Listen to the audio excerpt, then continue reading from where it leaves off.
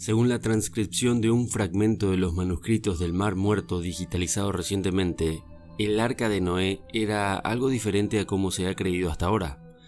Este texto de 2000 años de antigüedad podría demostrar que el famoso Arca del Génesis bíblico tenía forma de pirámide y no de un barco gigante como el que los libros de historia y la Biblia misma cuentan. Hace más de 50 años, una piedra arrojada a una cueva por un pastor beduino condujo al que algunos consideran el mayor descubrimiento arqueológico del siglo XX. El beduino oyó que la piedra que había lanzado parecía haber roto un objeto de cerámica. Al acercarse para investigar, halló el primero de los que acabaron siendo conocidos como los manuscritos del Mar Muerto. Cuando se consiguió clasificar todos los documentos hallados junto con sus fragmentos, se contabilizaron en total unos 800 manuscritos. Aproximadamente una cuarta parte de ellos, o sea, poco más de 200 manuscritos, eran copias de pasajes de la Biblia hebrea. Ahora, tras casi 5 años de investigación, un laboratorio creado por la Autoridad de Antigüedades de Israel como parte del proyecto de Enciclopedia Digital Manuscritos del Mar Muerto, Leon Levy, ha escaneado decenas de miles de fragmentos de estos manuscritos con una cámara diseñada expresamente para esta tarea. Cada fragmento fue fotografiado hasta en 28 ocasiones en alta resolución bajo luces de diferentes longitudes de onda. Esta avanzada tecnología ha permitido a los investigadores visualizar letras y palabras que habían permanecido ilegibles hasta la fecha. Algunos de los fragmentos recientemente digitalizados nos ofrecen nuevas interpretaciones de relatos bíblicos muy conocidos. Se informó que la nueva transcripción de los fragmentos podría cambiar nuestra visión tradicional del Arca de Noé. Gracias a la toma de imágenes de alta resolución, se ha revelado la presencia de una palabra hasta ahora inadvertida tras la expresión "la altura del arca". De este modo, las nuevas imágenes han revelado que la secuencia correcta de palabras es Neesefet, que significa reunidos, y que según el investigador Alexei Yuditsky significa que los tablones de la estructura del arca se unían en su parte superior adoptando la forma de una pirámide. Según el Dr. Yuditsky, la Septuaginta, una traducción griega de la Biblia datada en el siglo III a.C., utilizaba un verbo griego con un significado similar para describir al arca. Por otro lado, autores medievales como Maimónides sugieren asimismo que la techumbre del arca acababa en punta. Las palabras descifradas recientemente en los antiguos pergaminos permanecieron ocultas durante siglos, aunque finalmente están proporcionando respuestas a numerosas interrogantes que seguían en pie desde hace largo tiempo, planteando además otros nuevos.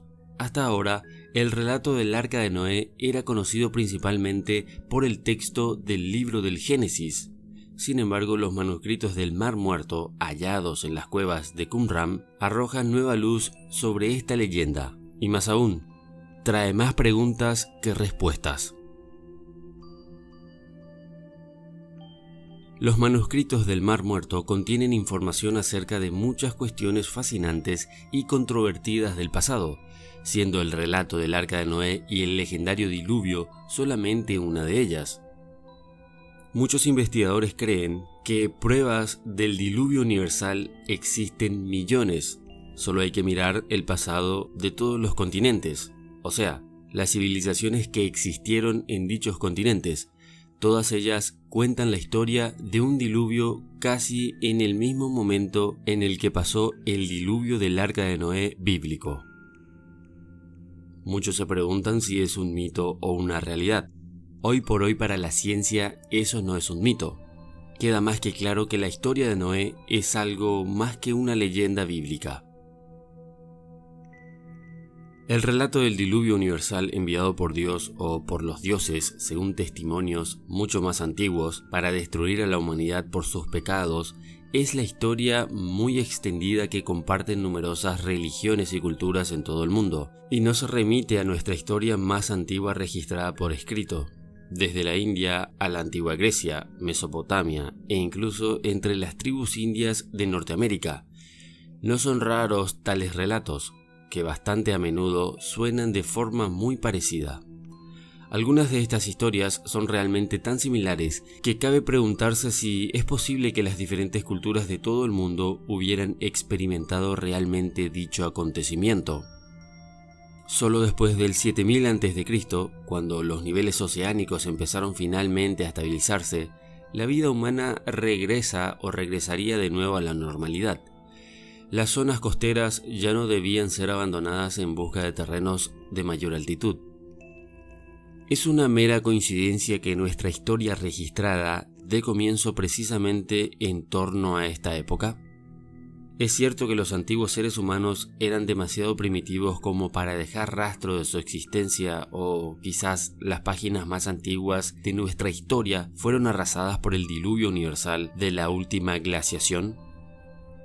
Después de todo, parece que tan pronto como las condiciones climáticas adversas remitieron, el ser humano no tardó en prosperar de nuevo. Otro descubrimiento realizado gracias a la digitalización de los manuscritos tiene relación con dos pasajes que arrojan nueva luz sobre una enigmática palabra de la Biblia. El capítulo 38 del Génesis narra cómo Judá mantuvo una relación sexual con su nuera Tamar.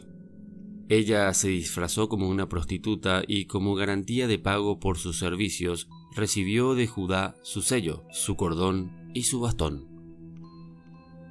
Tras muchos siglos de discusiones en torno al significado de la palabra til, traducida habitualmente como cordón, los manuscritos del Mar Muerto han aportado finalmente la respuesta en la siguiente frase: til es un cinturón. Como ha comentado acerca de este descubrimiento el presidente de la Academia de Lenguas Hebrea, Moshe Bar Asher. La palabra til se menciona en la Biblia en 10 ocasiones. En todas ellas sabemos a qué se refiere y cuál es su función, con la excepción del til que recibe Tamar en garantía. Acerca de este, las opiniones de nuestros ancestros estaban divididas, pero ahora disponemos de un antiguo texto del siglo I, como muy tarde, que nos revela el significado de este til. Se trata del cinturón con el que Judá ajustaba sus pantalones o su túnica. A pesar de las décadas de estudio y análisis, los manuscritos del Mar Muerto aún continúan revelándonos nuevos secretos. Si nos fijamos bien en esta imagen, este es el panel de las puertas del baptisterio de Florencia, en el que el Arca de Noé aparece representada como una pirámide. Los paneles de las elaboradas puertas del baptisterio de Florencia, obra de Lorenzo Ghiberti, representan escenas del Antiguo Testamento. Uno de estos paneles, específicamente columna izquierda, segundo desde arriba, ilustra la vida de Noé. Concretamente, el momento en el que, tras el diluvio universal, Noé regresa a la tierra firme con la ayuda de Dios. Curiosamente, el arca aparece representada en este panel como una pirámide. Si lo observan bien, se darán cuenta. Si tenemos en cuenta todo esto, es muy posible que el arca de Noé fue sencillamente una pirámide. Pero la pregunta es ¿cómo? ¿Por qué habría de ser una pirámide? Verán, según la Biblia y muchos otros escritos y relatos antiguos, la construcción de un arca fue exclusivamente el capricho de un dios. Básicamente, este dios guió a un hombre a construir un arca para salvar parte de la vida terrestre y recomenzar la historia. Me refiero a que el que construyó el arca solo seguía órdenes superiores. En realidad, no sabía lo que estaba construyendo, solo hacía lo que el ser superior le decía. Verán, si hablamos de pirámides, hablamos de historia antigua. Estas están repartidas en todo el mundo. Entonces, ¿podrían estas ser arcas que salvaron a la humanidad de una extinción? ¿Por qué hay tantas?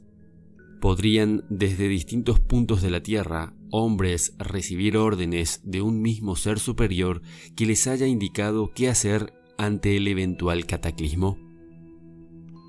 Lo más raro es que este Dios siempre es uno que se encariñó o se encaprichó con la humanidad en todos los relatos, varios de los cuales hablan de lo mismo. Toda la humanidad debió morir y por capricho de un Dios se salva. ¿No les parece una coincidencia gigantesca? La razón podría ser simple. El diluvio universal fue un acontecimiento muy anterior y la Biblia lo plagió como a muchos otros relatos, ajustando todo a su conveniencia. En cuanto a las pirámides como arcas, creo que definitivamente estas tenían muchas otras funciones como energéticas, por ejemplo. Pero si una gran pirámide fue un arca alguna vez, podría estar en algún lugar esperando a ser descubierta.